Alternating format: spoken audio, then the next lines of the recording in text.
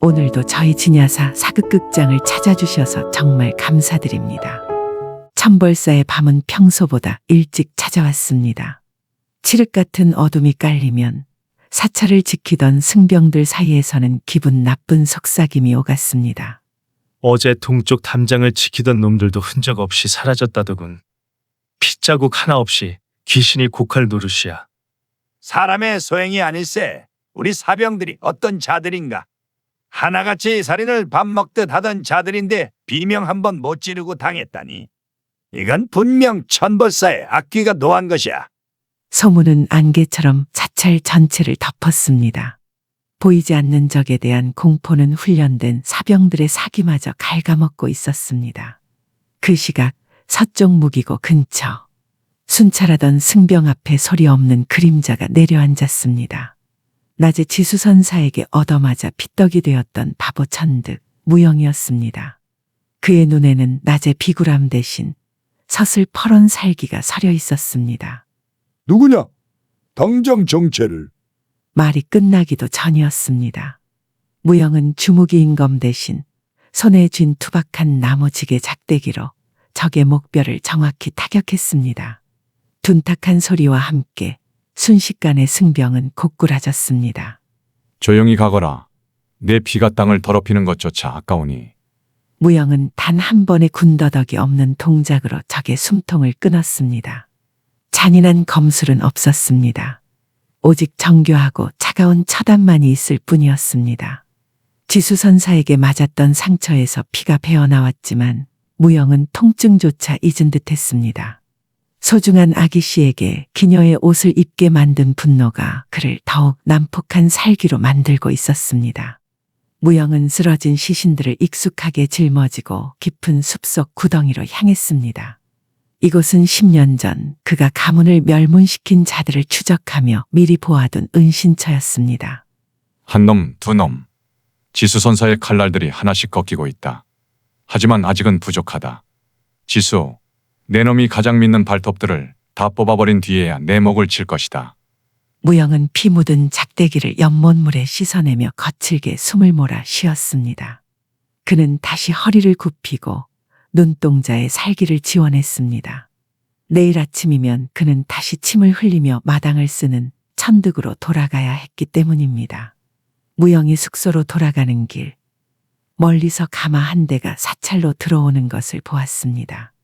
지수선사의 부름을 받고 다시 천상각으로 향하는 세화의 가마였습니다.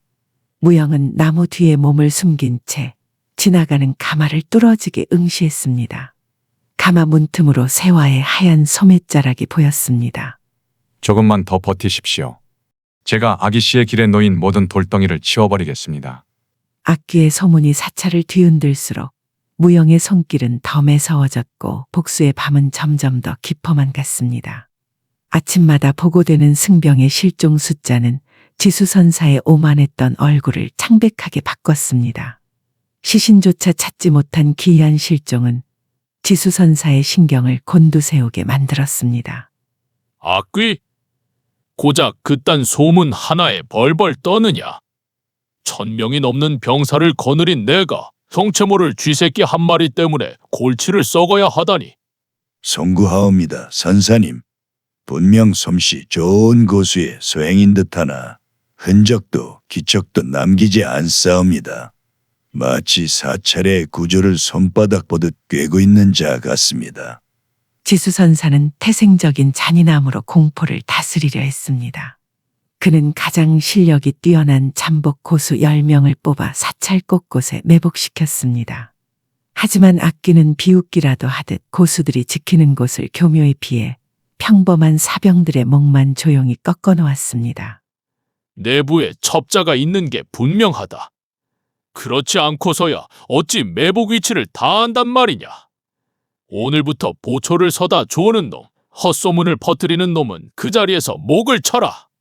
지수선사의 명령으로 사찰 안에는 악귀에 대한 공포와 지수선사에 대한 공포가 동시에 휘몰아쳤습니다.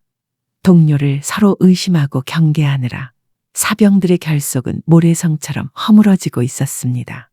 하지만 지수선사는 꿈에도 몰랐습니다.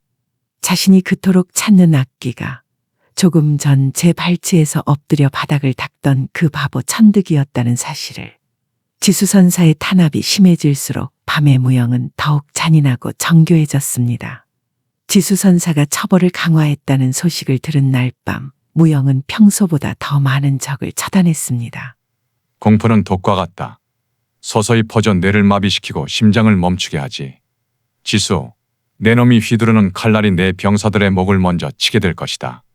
무영은 지수선사가 아끼는 정예병의 군복띠를 잘라 지수선사의 집무실 문고리에 걸어두었습니다. 그것은 내가 바로 코앞까지 왔다는 소리 없는 선전포고였습니다. 보고를 받은 지수선사는 자신도 모르게 식은땀을 흘리고 있었습니다.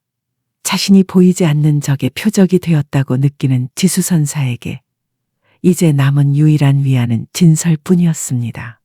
그는 자신을 노리는 악귀로부터 도망치듯 더욱 진설의 품으로 파고들었습니다. 진설아, 이 절간에 믿을 놈이 하나도 없구나. 모두 내 목을 노리는 놈들로만 보이니 오직 너만이 내 진심을 알아주는구나. 가엾으신 선사님, 걱정 마십시오. 소첩이 선사님의 곁을 끝까지 지키겠사옵니다. 지수선사의 공포심과 진설에 대한 믿음이 깊어질수록 세화의 손길은 그의 숨통에 더 가까워지고 있었습니다. 지수선사는 세화의 품에 기대어 정신없이 술을 들이켰습니다. 세화가 술에 몰래 타 넣은 약 기운이 퍼지자 지수선사의 고개가 힘없이 꺾이며 깊은 잠에 빠져들었습니다. 코를 고는 소리가 방 안에 울려 퍼지자 가녀린 기녀였던 세화의 눈빛은 한 자루의 비수처럼 날카롭게 변했습니다. 세화는 망설임 없이 지수선사의 품을 뒤져 복대를 풀었습니다. 그 안에는 지난 연회 때 보았던 목함을 열 수 있는 작은 열쇠가 숨겨져 있었습니다. 세화는 소리 없이 벽장으로 다가갔습니다. 손끝이 떨렸지만 10년의 원한이 그녀를 지탱했습니다. 열쇠가 목함의 잠금 장치에 들어맞고 딸깍하는 소리와 함께 뚜껑이 열렸습니다. 드디어 찾았구나. 함 안에는 낡은 종이 뭉치들이 가득했습니다. 맨 위에는 태주이 씨 가문의 가주와 지수선사가 주고받은 은밀한 서신들이 있었습니다. 진씨 가문의 멸문은 시작일 뿐이다라는 구절을 읽는 순간 세화의 눈에서 뜨거운 눈물이 맺혔습니다. 하지만 슬픔보다 앞선 것은 분노였습니다. 그 아래에는 조정 대신 절반의 이름이 적힌 영모 명부 그리고 가장 밑바닥에는 붉은 인장이 찍힌 단 한 장의 밀지가 놓여 있었습니다. 동지 달 18에 사시의 도성을 친다. 거사일 고작 닷새 남았구나. 세화는 모든 서류를 품속 깊이 숨겼습니다. 그리고 지수선사가 깨지 않도록 다시 잠자리를 정돈한 뒤 살금살금 방을 빠져나왔습니다. 어두운 복도 끝 기둥 뒤에서 기다리고 있던 무영이 세화의 앞을 막아섰습니다. 드디어 찾으셨습니까? 명단, 서신 그리고 거사일까지 전부 여기에 있습니다. 이제 끝낼 수 있습니다. 오라버니. 지수선사의 침소를 빠져나온 세화와 그녀를 기다리던 무영은 사찰 뒤편 인적 없는 숲속에서 마주섰습니다. 세화가 품 안에서 꺼내 보인 영모의 명단과 거사일 밀지는 달빛 아래 서늘한 기운을 내뿜고 있었습니다. 동지달 18에 고작 닷새 남았군요. 정말 고생 많으셨습니다. 이제 제 차례입니다. 이 명단만 조정에 전해지면 태주이 씨 가문은 끝입니다. 우리 가문의 원통함도 오라버니의 10년 세월도 보상받을 수 있어요. 하지만 무영의 표정은 밝지 않았습니다. 그는 기녀 옷차림을 한 세화의 위태로운 모습을 보며 가슴이 찢어지는 고통을 느꼈습니다. 무영은 세화의 손을 잡으려다 자신의 거칠고 피 묻은 손을 보고는 멈칫하며 뒤로 물러났습니다. 아기씨, 이제 여기서 발을 빼십시오. 이 명단은 제가 목숨을 걸고 조정으로 전달하겠습니다. 그러니 아기씨는 지금 당장 만양각으로 돌아가. 아니, 도성을 떠나 멀리 숨어 계십시오. 갑자기 그게 무슨 말씀이세요? 이제 결전의 날이 코앞인데 저보고 혼자 가라니요. 제가 더 이상 견딜 수 없어 그렇습니다. 저 짐승 같은 자의 곁에서 웃음을 팔고 술잔을 올리고 아기씨가 겪지 않아도 될 지옥을 제가 강요한 것 같아 미칠 것 같습니다. 이후는 제가 살기가 되든 악기가 되든 다 끝낼 테니 제발 평범한 규수로 돌아가십시오. 세화는 무영의 간절한 눈빛을 피하지 않았습니다. 그녀는 자신의 화려한 비단 소매를 내려다보며 쓸쓸하게 미소 지었습니다. 오라버니, 이 옷에 묻은 분냄새와 술냄새가 씻는다고 지워질 것 같나요? 저는 이미 10년 전 그 불길 속에서 규수로서의 삶을 버렸습니다. 오라버니가 바보 천득으로 살며 살점을 내줄 때 저 또한 복수를 위해 제 영혼을 팔았습니다. 지수선사는 지금 저에게 완전히 눈이 멀어 있습니다. 제가 곁에 있어야 그자의 방심이 완성됩니다. 도망치지 않아요. 그자의 목이 떨어지는 것을 제 눈으로 직접 확인하기 전까지는 이 지옥에서 한 발자국도 나가지 않을 것입니다. 무영은 세화의 결연한 의지를 꺾을 수 없음을 깨달았습니다. 약조해 주십시오. 거사가 시작되는 날 제가 신호를 보내면 무조건 제 뒤로 숨겠다고. 아가씨의 머리카락 한 올이라도 상하게 하는 놈이 있다면 저는 이 사찰을 통째로 불태워버릴 것입니다. 약조할게요. 그러니 오라버니도 부디 살아남으세요. 제 유일한 가족이자 제 그림자니까요. 숲속을 흔드는 찬바람이 두 사람 사이를 가로질러 지나갔습니다. 거사일까지 남은 시간은 단닷새. 모든 준비는 끝났고 이제 피의 축제만이 남았습니다. 거사를 사흘 앞둔 밤, 천벌사는 거대한 요새가 되었습니다. 지수선사는 혹시 모를 정보 유출을 막기 위해 사찰의 모든 문을 걸어 잠그고 오직 마냥가게 기녀들만을 안으로 들였습니다. 사흘 뒤면 도성은 우리의 발 아래 놓일 것이다. 오늘 밤 이 문을 나갈 수 있는 건 아무것도 없다. 마시고 즐겨라. 이것이 너희가 승려로서 누리는 마지막 유흥이 될지니. 대업을 이루실 귀한 몸들인데 안주가 부실을 서야 되겠습니까? 저희가 특별히 준비한 약주와 고기를 마음껏 드시지요. 기녀들이 가져온 술에는 마냥각에서 비밀리에 제조한 청근산이 섞여 있었습니다. 마신 직후엔 기운이 솟는 듯하나 시간이 흐를수록 근육이 청근의 무게처럼 무거워지며 감각이 마비되는 약재였습니다. 동시에 기녀들은 사방에 놓인 화로에 특수한 향료를 던졌습니다.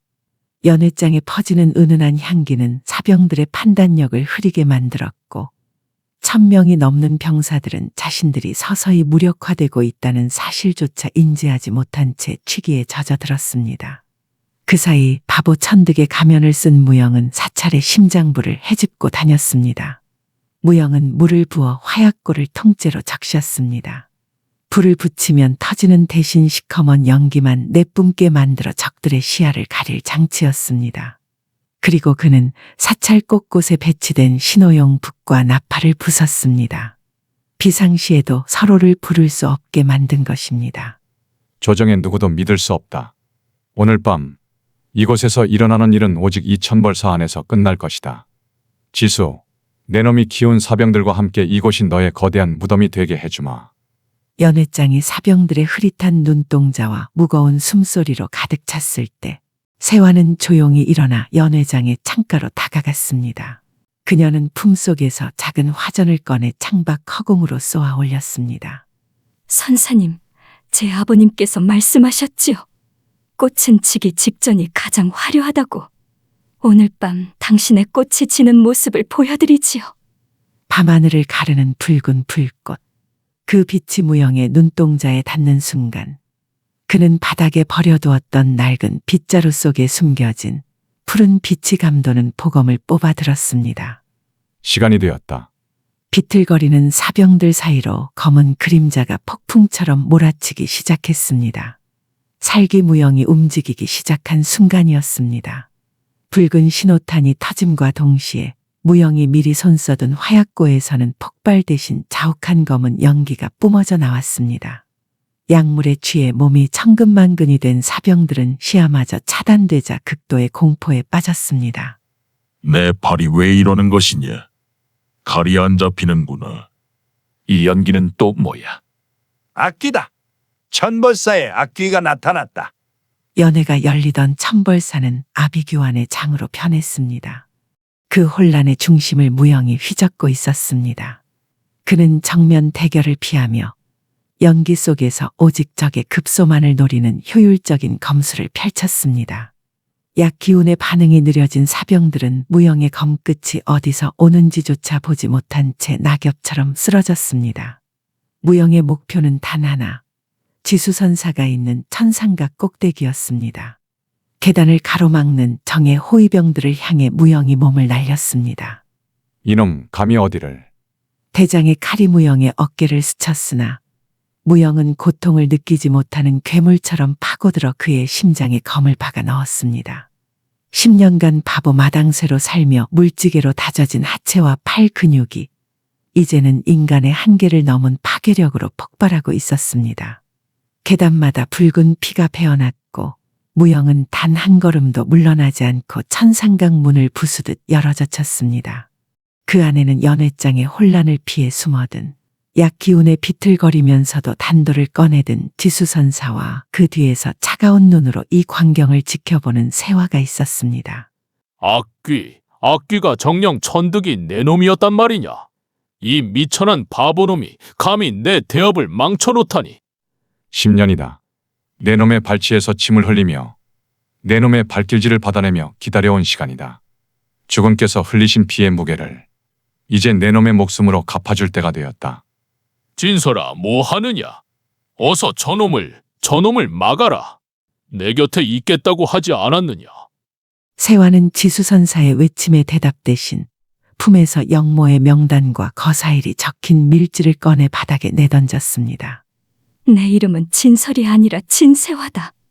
내 놈이 짓밟은 청원 진씨 가문의 마지막 생존자이지. 지수, 너는 오늘 밤 부처의 곁이 아니라 내가 죽인 수천 명의 원혼들이 기다리는 지옥으로 가게 될 것이다. 지수선사의 눈동자가 경악으로 뒤덮인 찰나 무영의 검이 번개처럼 허공을 가르며 지수선사에게 날아들었습니다. 대감, 마침내 끝냈습니다. 무영의 나직한 읍조림과 함께 지수선사가 바닥으로 고꾸라졌고 천상각 밖으로는 거대한 불길이 치솟았습니다. 요새는 무너졌고 두 사람의 길고 긴 밤도 비로소 끝을 향해 가고 있었습니다. 천벌사에서 타오른 불길은 단지 산사 하나를 태운 것이 아니었습니다. 무영이 확보하고 세화가 품어온 영모명부가 왕의 침소인 강령전 바닥에 펼쳐진 순간 도성 전체에 불어올 피바람은 그 규모를 가늠하기조차 힘든 지경이었습니다. 좌의정, 병조참판, 그리고 내 친위대의 대장까지 이들의 이름이 어찌하여 이 영모 명단에 적혀 있단 말이냐. 한 놈도 남기지 않을 것이다. 태주 이씨의 가솔들은 물론 이 명단에 이름 한자라도 올린 자들은 삼족을 멸하고 그 집터를 파내어 연못을 만들 것이다. 그날 밤 도성은 비명으로 가득했습니다. 평소 거드름을 피우던 고관대작들의 집 대문이 부서져 나갔고 포박된 채 끌려가는 역적들의 줄은 끝이 보이지 않았습니다. 지수선사의 뒤를 봐주며 권세를 누리던 태주이씨 가문은 하룻밤 사이에 조선의 역사 속에서 지워졌습니다. 왕은 친히 의금부에 명하여 지수선사의 목을 성문에 걸게 했고 그가 가뒀던 억울한 백성들을 방면했습니다. 청원 진씨 가문의 충절은 세월에 가려졌으나 사라지지 않았도다. 진도영의 여식 세화는 적진에 뛰어들어 나라를 구했으니 이는 가문의 영광일 뿐만 아니라 이 나라의 귀감이라. 청원 진씨 가문의 가주였던 진도영에게 영의정 관직을 하사하고 여식 세화는 정일품 옹주에 준하는 예우로 복권하며 가문의 모든 재산을 환수하라. 도성 한복판 잡초만 무성하던 진씨 가문의 옛 저택이 다시 문을 열었습니다.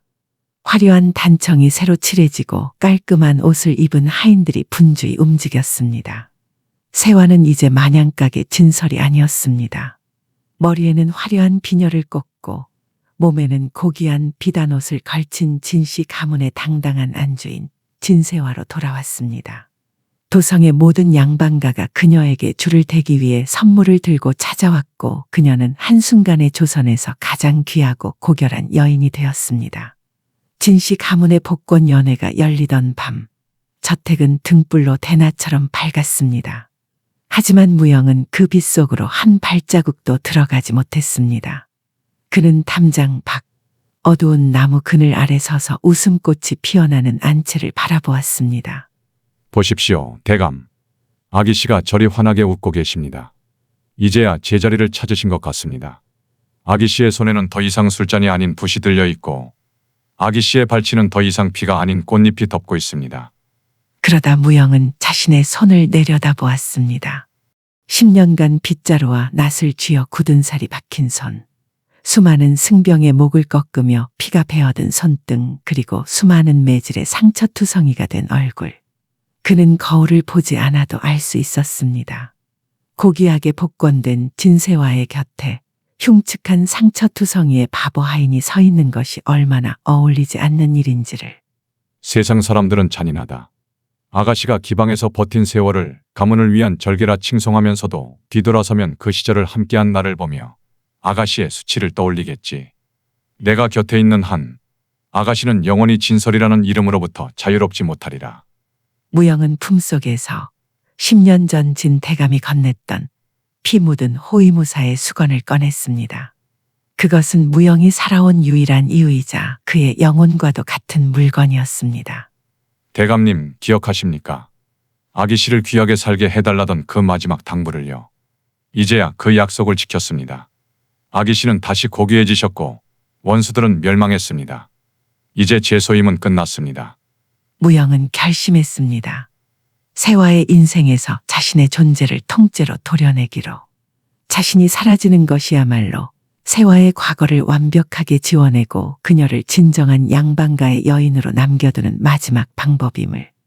연애가 한창일 무렵 무영은 아무도 모르게 행장을 챙겼습니다.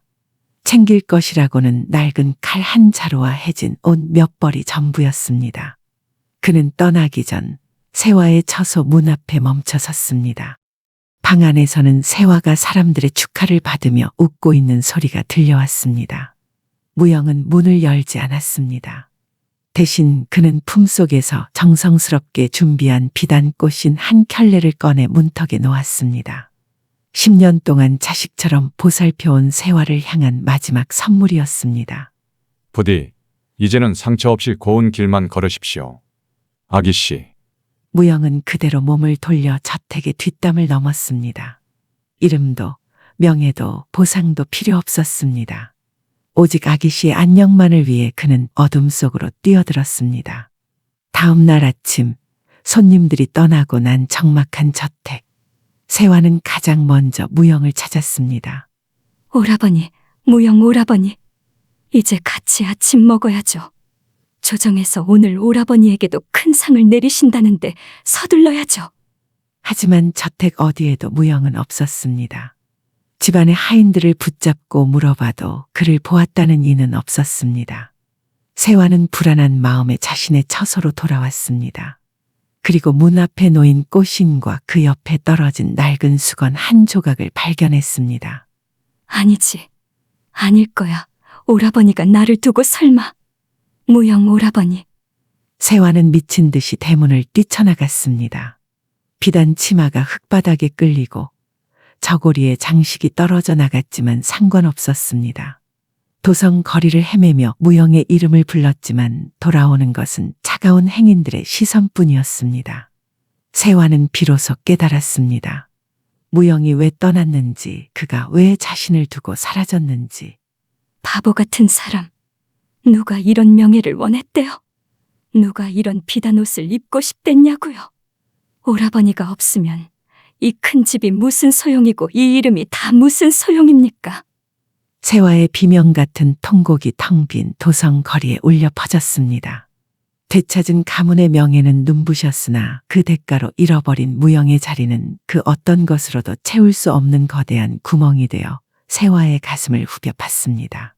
복수의 불길이 사그라지고 도성에는 다시 평화로운 춘삼월이 대여섯 번이나 찾아왔습니다.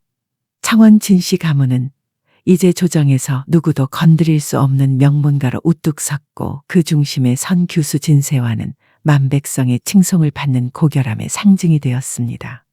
하지만 화려한 저택 가장 깊숙한 곳에 자리한 세화의 처소는 마치 시간이 멈춘 듯했습니다.